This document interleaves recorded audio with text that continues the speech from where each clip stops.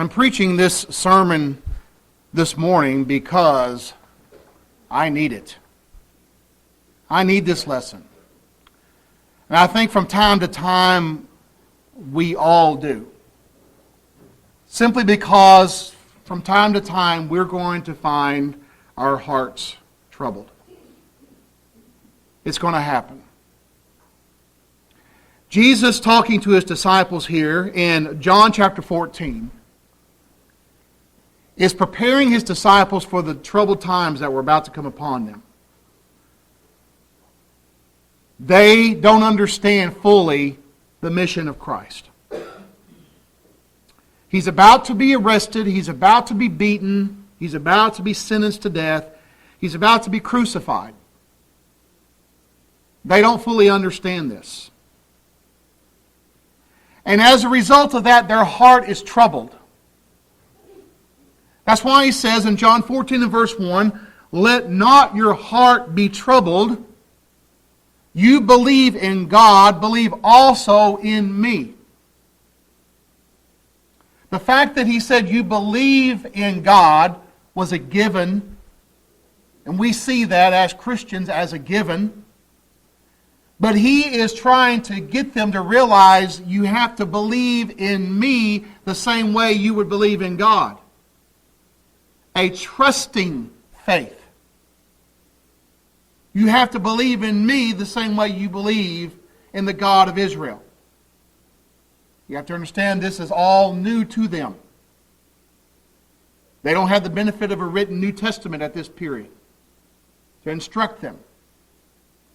And there were many other things Jesus was going to teach them through the Holy Spirit that they had not had time to learn. They weren't able to handle it at that time. So he says, you need to trust in me the way you trust in God. You believe in God, believe also in me. Why? He's the Son of God. That's the thrust of the book of John. He says in verse 2, "In my Father's house are many dwelling places. If it were not so, I would have told you. I go to prepare a place for you." He's now comforting them because their heart is troubled. And from time to time in our life, we're going to face troubles and difficulties. Our heart is going to be troubled. In Psalm 6, verse 2 and 3, David said, "Have mercy on me, O Lord, for I am weak. O Lord, heal me, for my bones are troubled. My soul also is greatly troubled. But you, O Lord, how long?" David also said in Psalm 38, verses 3 through 6, "There is no soundness in my flesh because of your anger, nor any health in my bones because of my sin. For my iniquities have gone over my head. Like a heavy burden, they are too heavy for me. My wounds are foul and festering because of my foolishness. I am troubled. I am bowed down greatly. I am mourning all the day." So in Psalm 38, sometimes it's because of our own choices. Because of our sins, we are troubled. Sometimes it's circumstances beyond our control. But sometimes it's our own fault. David's talking about that here. He is troubled because of his sin. God's anger was against him because of what he had done. You know, Job says in Job 14:1, "Man who is born of woman is a few days and full of trouble." That's characteristic of being human. If you have had trouble in your life, you are a human being. You're living life. And if you have not had any trouble in your life, you will. It's part and parcel of being a part of the human race. And the trouble that the disciples were going to face in John chapter 14 was going to be very difficult. It was going to be tribulation. It was going to be persecution. And their hearts are troubled because they don't fully understand God's plan. And Jesus says in verse 2, John 14 and verse 2, "In my Father's house are many dwelling places. The Old English says mansions. We sing songs about mansions. But the concept here is of a house with many rooms in it. One house with many rooms in it. That's what the word means when it talks about dwelling places. There's plenty of room in my Father's house for anyone who wants to be in that house. That's the point. If it were not so, he said, I would have told you. I go to prepare a place for you. Now that's much more than him just going to heaven. I believe it entails his death on the cross, his resurrection from the dead, his ascension back to heaven. All that was preparing a place in heaven for them. Because without the death and resurrection of Christ, there would not be a place in heaven. So he's comforting them with the thought that there's going to be a place for them in heaven. He's going to go prepare a place for them. Verse 3, and he says, if I go and I prepare a place for you, I will come again and receive you to myself, that where I am, there you may be also. Well, where is Jesus? He's in heaven. He said, you can be there with me, but I got to prepare you a place so that you can be there with me. And verse 4, where I go, you know, and the way you know. Where I'm going to go, you know about it, and the way you know. Verse 5 reflects Thomas and the disciples' misunderstanding. Lord, we don't know where you are going, and how can we know the way? Again, they don't fully comprehend what's about to take place. They don't fully understand what's going on. Now, if they understood properly the Old Testament, they would know what's the Messiah going to do after he finishes his earthly existence. Daniel chapter 7, verse 13 and 14. He's going to ascend back to the Father, the Ancient of Days, and receive the kingdom. That was part of their Jewish scriptures that they should have been very familiar with. They did not know that. Why? Because of their misunderstanding of the kingdom. Bad theology, in other words. Bad theology that they grew up with and that prepared their minds for a Messiah who would set up an earthly empire. And he's not doing that. John 18 and verse 36, he's going to tell Pilate, my kingdom is not of this world. It's spiritual. And in Matthew chapter 16, verse 18 to 19, when he talks about the church, in the very next verse he says it's the kingdom of heaven. So it's not going to be the kind of kingdom they were anticipating. They don't understand that. He's already told them up to this point, I'm going to Jerusalem and they're going to kill me. That's not how they were taught. They thought, well, if he's going to Jerusalem, he is going to defeat the Romans. Therefore, they don't understand, and therefore their hearts are troubled. Another reason sometimes our hearts are troubled is because we don't understand the Scriptures. John 14 and verse 6, my people are destroyed for a lack of knowledge. They did not fully understand the Old Testament prophecies about the Messiah and his kingdom, and it troubled them.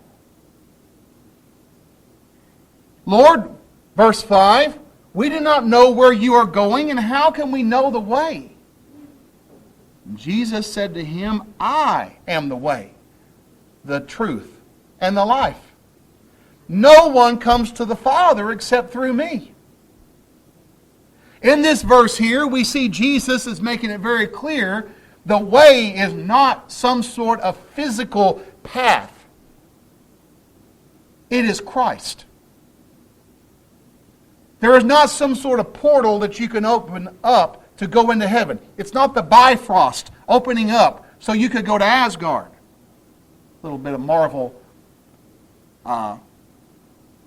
illustration there. It's a person. It is the person of Jesus Christ, the Messiah. He is the way. He's the truth. And he is the life. No one comes to the Father except through him. This shows the exclusive nature of true biblical Christianity. That only through Jesus Christ there can be salvation. Notice he did not say, I am a way, a truth, a life. As if he is one option with many other options. And you can just pick Christ or something else. He uses the exclusive language as I am the only one of this thing I'm describing. The way, the truth, the life. And to drive it home even further, he says, you can't get to the Father except through me. John 14 and verse 6 goes against the pluralistic attitude of our society in which there are many paths, many ways to God. It is exclusive by its very nature. Jesus is the way. Proverbs chapter 10 and verse 29. The way of the Lord is strength for the upright, but destruction will come to the workers of iniquity. In Acts 24 and verse 14, Acts 24 and verse 14, Paul, defending himself, says concerning Christianity, he says, but this I confess to you, that according to the way which they call a sect, so I worship the God of my fathers, believing all things which are written in the law and in the prophets. He's been accused in the context there of being the ringleader of the sect of the Nazarenes. That's how they viewed the church. And he says, but it's according to the way. You know, the word Christianity is not in the Bible. The root word Christian is 3 times, but the word Christianity is not found in the Bible. But the concept is there, and it's called the way in verse 14 of Acts chapter 24. According to the way. According to Christ. The way is referring to the church. They call it a sect. People today will call the church a denomination. They'll call it a cult. However, it is the way. The only way. The one body. The one church. Because there's only one Savior. Jesus says, I am the truth. The truth.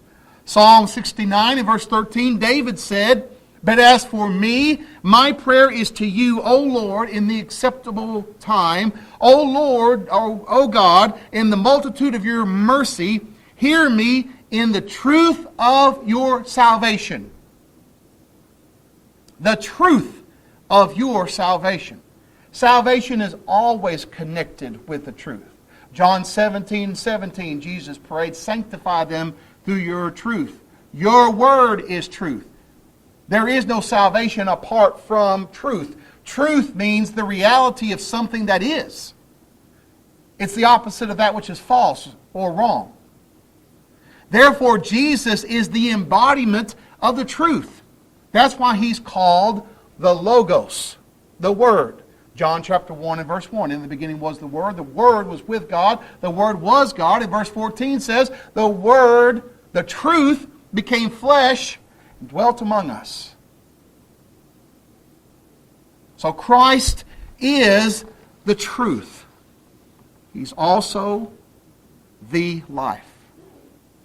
You see, without the way, without the truth, there is no life. There's no spiritual life without the way and the truth.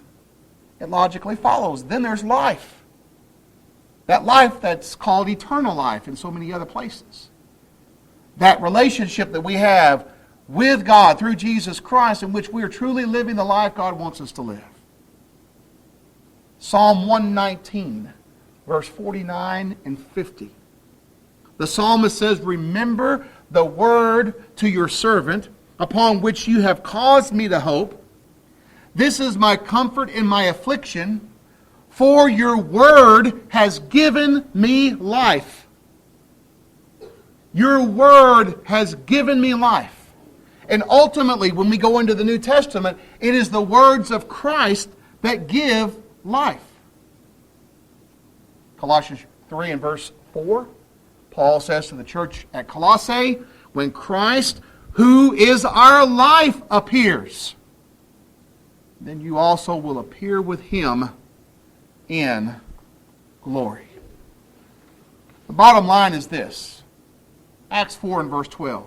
Nor is salvation in any other. There's no other name under heaven given among men by which we must be saved.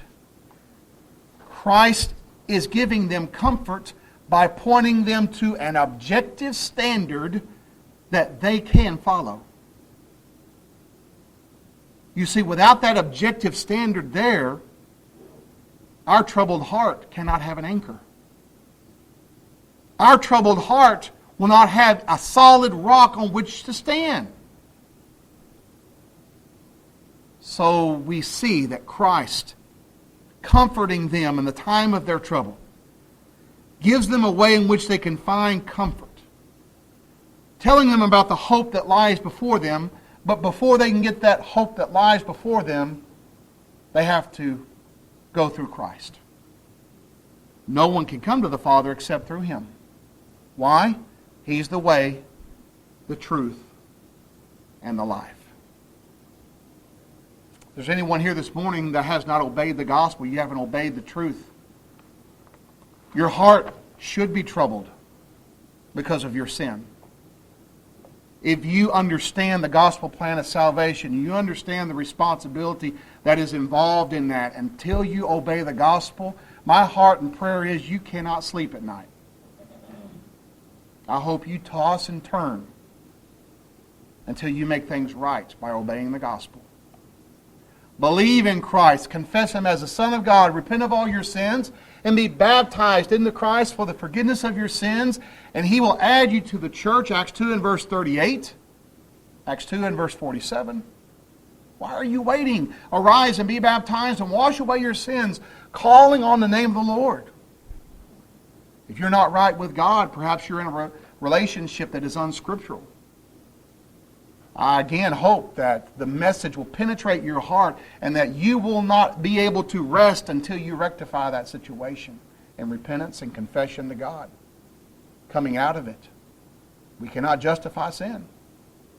We urge you to consider God's will. As always, the choice is yours while we stand, while we sing.